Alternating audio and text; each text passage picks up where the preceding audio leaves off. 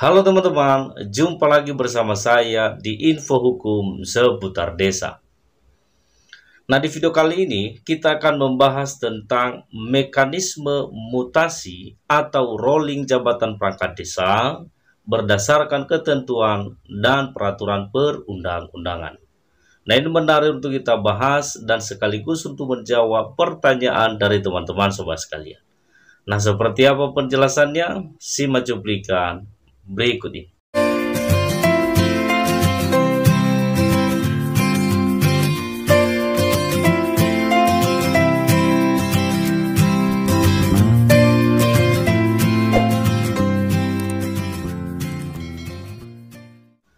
Bapak, Ibu, dan Sobat sekalian, di video kali ini saya coba menanggapi pertanyaan dari teman-teman mengenai mekanisme mutasi atau rotasi jabatan perangkat desa di lingkungan pemerintahan desa.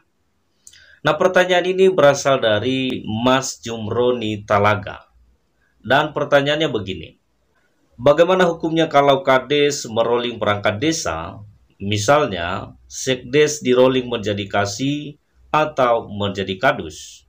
Mohon penjelasannya, terima kasih.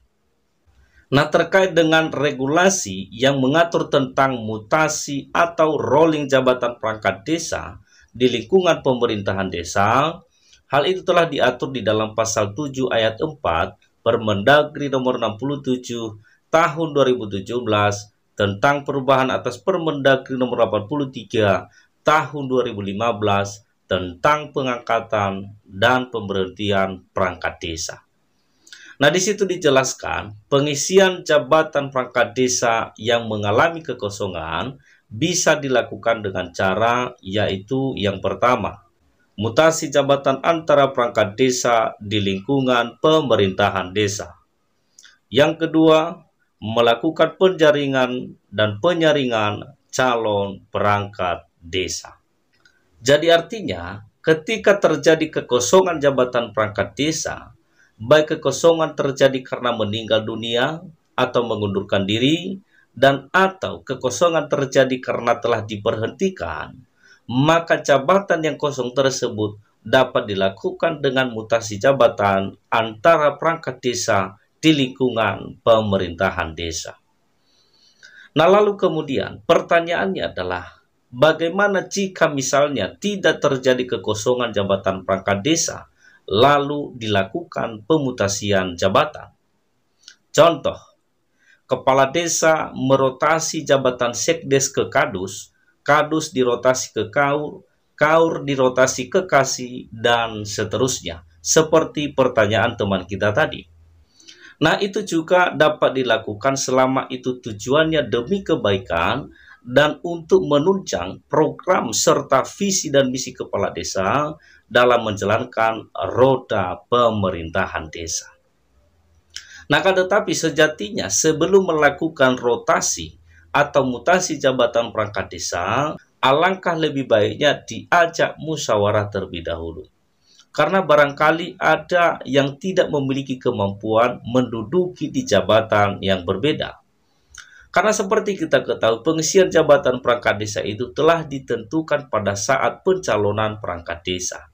Jadi tentu mereka memilih jabatan perangkat desa sesuai dengan kemampuan mereka masing-masing. Nah, makanya penting untuk diajak musyawarah terlebih dahulu. Dan atau juga kemudian dilakukan uji kompetensi di antara perangkat desa itu sendiri. Misalnya, kepala desa membutuhkan sekdes yang lebih profesional, yang memiliki kemampuan di bidang pengadministrasian misalnya.